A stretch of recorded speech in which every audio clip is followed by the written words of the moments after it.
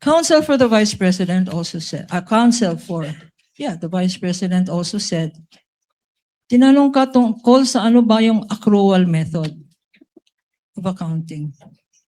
Pakiulit, ano yung accrual method? Under the accrual method po, the expenses is recorded upon incurrence and not upon payment po. Okay. Allowed ba itong accrual method of accounting sa pag-evaluate ng confidential funds? No ma'am, kasi kailangan po talagang binayaran yung expenses po. Okay. So hindi pwedeng accrual, parang lista. Opo, Tama? hindi po pwedeng lista. Hindi pwedeng lista-lista. Kung binayaran, dapat cash out. Yes ma'am. Tama? At Opo. kung cash out, dapat may resibo. Tama? Yes ma'am, opo. So, hindi pwede ang accrual. Mr. Witness, okay, tinanong rin sa'yo. Itong utilization of confidential funds. Nakalagay, utilization of confidential funds. Tinanong sa'yo ng counsel, hindi ba dapat confidential rin? Do not divulge information on the use of confidential funds. Tama ba ang interpretation ng counsel for the respondent? Hindi Your po. Honor, that was not my interpretation. I was merely asking based on the memo, the COA circular that he read, Your Honor. Okay. Just that, just on that matter. Okay, Noted, witness may answer. Can you repeat the question ma'am? Ang tanong, okay, sabi ng counsel, confidential funds yan. Bawal ang mag-reveal ng confidential information, citing certain provision in the revised penal code, certain guidelines, which we haven't seen. Pag confidential funds ba, lahat ng information na hinihingi sa inyo, kagaya ng sang ginastos, yung milyon-milyon na yan sa medicine, oy, bawal yan. Confidential yan. Pwede ba yun, Mr. Witness? Hindi po. Since ang confidential fund po ay public fund, so dapat po ay properly accounted po ito. And since ang involved po ay confidential fund, so it must follow the strict accounting and auditing guidelines po to prevent misuse. Confidential ba yung, uy, bawal mo sabihin, sang grocery binili. As an Yung answered, Your pagkain na Honor. yan. As an answered. Asked and answered. Food, Your Honor. And As all an the answer, items Your there. Lahat ng items na sinabi natin. Food, medicine, As an transport. answered, Your Honor, I asked for a ruling. Your Honor, please, I only asked for the medicine. I know I'm itemizing because, Asked and answered previously, counsel. Counsel for respondent is correct. Okay. Kindly move on to the next point. now, sinabi sa'yo na dapat, since this is accountable, strict, sinabi mo na ang pagka-interpret ng joint circular na yan, nandito sa dapat strict, no? Yes ma'am. Because public funds ito. Opo. Pag sinabi bang strict interpretation, and I will quote, strict accounting, the utilization of such funds is generally confidential and classified by nature, which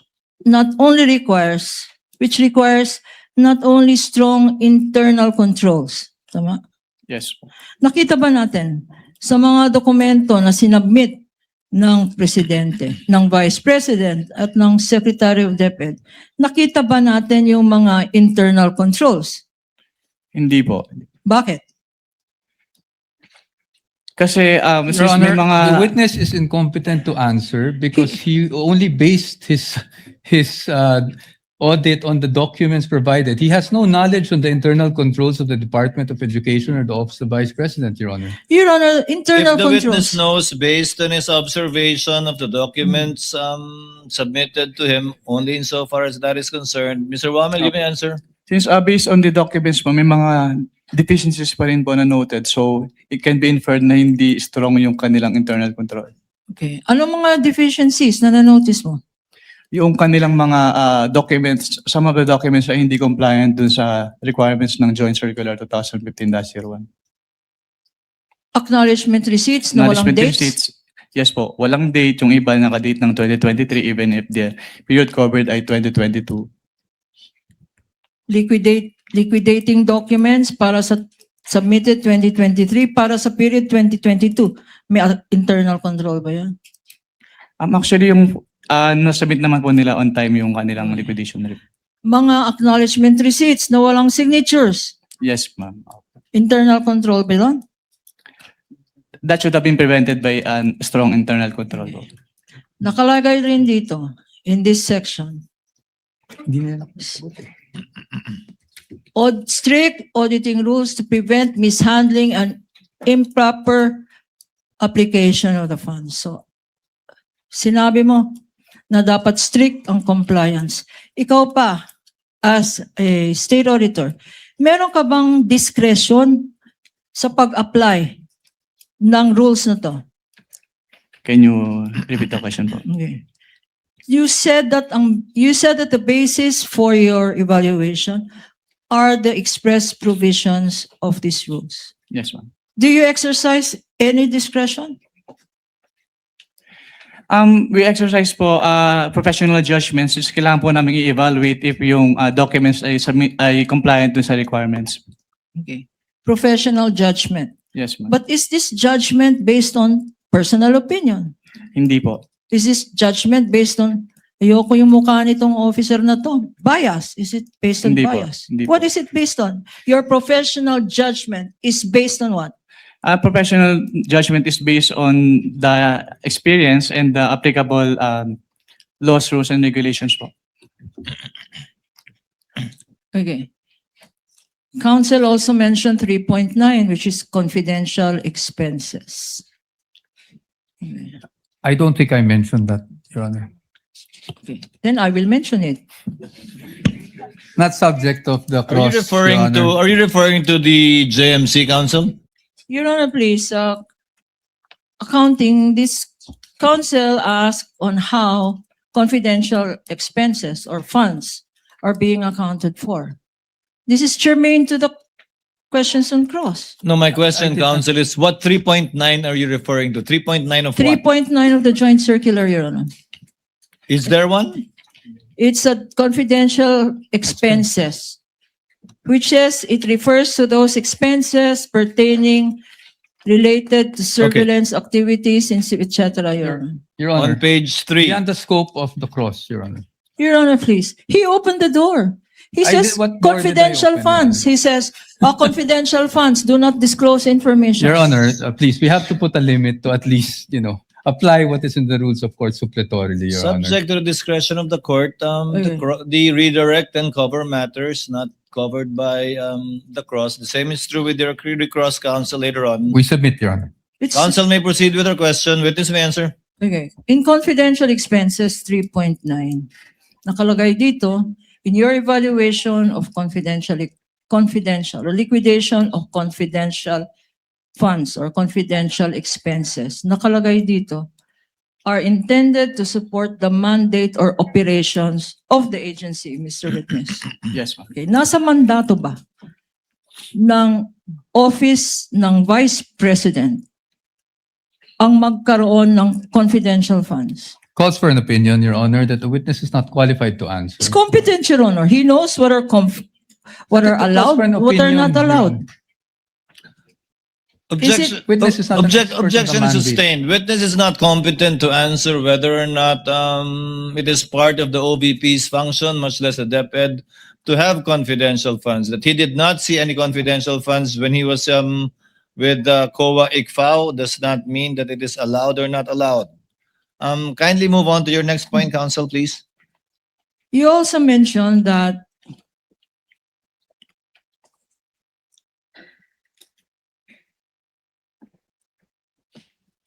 you were asked about 4.2, correct, Mr. Yes, Your Witness?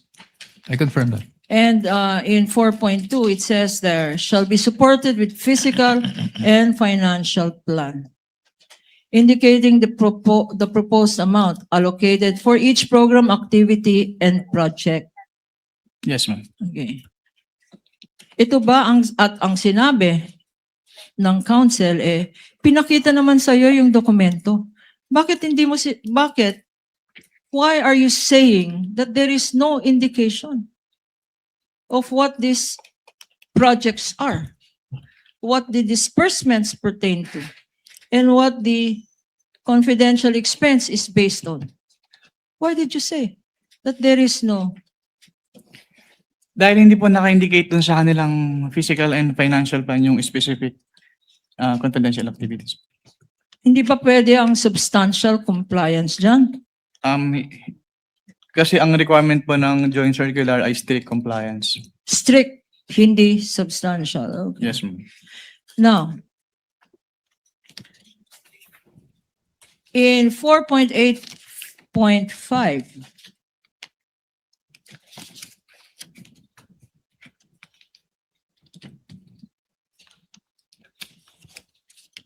okay, Council makes mention in his cross that sa Office of the Vice President, ang SDO,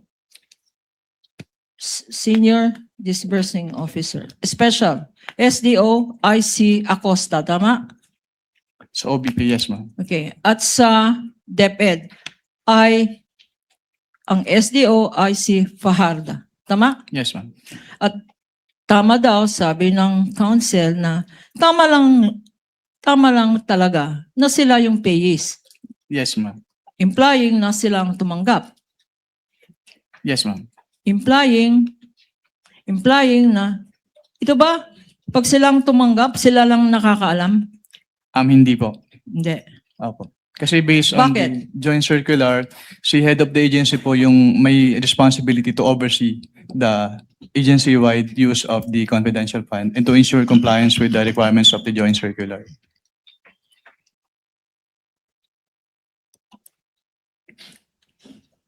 Sino ang boss? Sino ang head of agency ng Office of the Vice President? Si Vice President Sara Duterte po. Okay. At nakalagay dito sa Senate na provision 4.8.5, nakalagay, as among the requirements, approval by the head of agency. Tama? Yes, ma'am. Ito.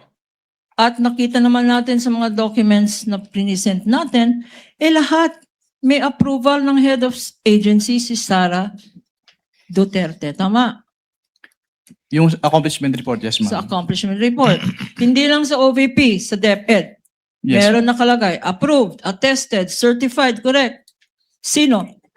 even ang yung nag-certify. certification po nung accountable officer on the utilization of the confidential funds of both the OBP and DepEd ay attested po ni Vice President. So even if council says the SDO is Acosta for the OVP and the SDO for the DepEd is Fajarda, still the head of the agency, who in all the documents we have seen, signed, attested, approved, certified, is Sara Duterte as Vice President and as Secretary of the DepEd, correct? Based on the documents, yes, ma'am. Okay. On 8.3, tinanong sa'yo, conclusive ba? 8.3, you mentioned prima facie findings. Tinanong sa'yo, is this conclusive? Hindi po. It is prima facie po. Pero miski na prima facie findings, meron bang presumption? Is there a presumption of innocency? Is there a presumption of guilt? As a matter of fact, expressly says, there is a presumption of misuse and that it is used for personal benefit. Tama? Based on this provision po, yes, ma'am. And so far, unless proven otherwise, that presumption still holds. She is presumed to have misused or to have used it for personal benefit, Mr. Witness, correct? Yes, ma'am. Based on 8.3. Correct? Yes, ma'am. No further questions, Your Honor. Meron pa daw.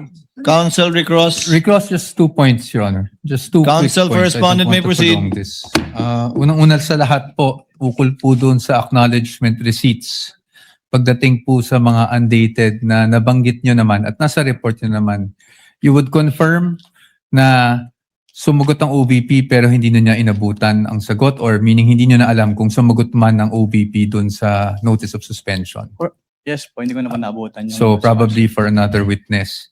Ngayon dun sa unang sinabi po ng kagalang-galang na si Attorney Kapunan sa pagiging exempt, ni minsan ba humingi ang exemption sa inyo ang Vice Presidente sa audit ng kanyang confidential funds? Ang humingi po ng, actually, meron nag-request po na kung pwedeng audit query na lang Opo. yung i-issue instead of Opo. AOM. So, But hindi parang po exception exemption. po yun dun sa provision ng Joint Circular na AOM yung i-issue. Ang exemption po yung tinatanong ko. Just an exemption on the audit itself. The conduct of the audit, meaning nag-submit po ba sila ng liquidation reports? Yes po. Nag-responde po ba sila sa AOM nyo? Yes po, pero hindi pa rin po sila compliant dun sa requirements. No, Your Honor, I'm not asking that. I'm just asking for, nag-submit ba sila? Did they respond to your AOMs? Not Nag-submit pero covered hindi by po the full Director, yung Honor. submission. So they did not ignore your AOMs? At Pero least hindi kasi pa rin AOM po lang. full submission yung ginawa nila. The Your Honor, not question, responsive to Mr. witnesses, Wamil, is did they submit a response? Whatever your evaluation of the response, complete or incomplete, is another matter. Yes po, Your Honor. They submitted the response po dun sa AOM. So they That's all. submitted a response. That is all for recross, Your Honor. Again, Mr. Witness, thank you for your patience. Thank you. Papasalamat With the din ako. permission of our colleagues, it's 2:30 and session was called by the Senate President to be convened at 3 p.m. May we continue with our interjections for this witness tomorrow? And I have listed already those who would like to make interjections. In this order, Senator Tulfo, Rafi, Senator Bamakino, Senator Pangilinan, Senator Erwin Tulfo, Senate President, Senator Joel Villanueva, Risa, Senator Judge Risa Ontiveros, Senator Judge Padilla, and Senator Judge Aimee Marcos, and Senator Judge Ejercito. In that order. It'll be in the journal anyway tomorrow. Your Honor, please, before any other announcements, can we ask that the witness be excused? Yes, the chair was about to do that. Mr. Wamil, you're excused for the day. Kindly be back again tomorrow without need or necessity of issuing another subpoena. Can we rely on your word that you will be attending tomorrow's hearing for the continuation and hopefully closure of your testimony before the impeachment court? Yes, Your Honor. Asahan po namin, you are excused, sir. Thank you po sa inyong kooperasyon at oras at pasensya.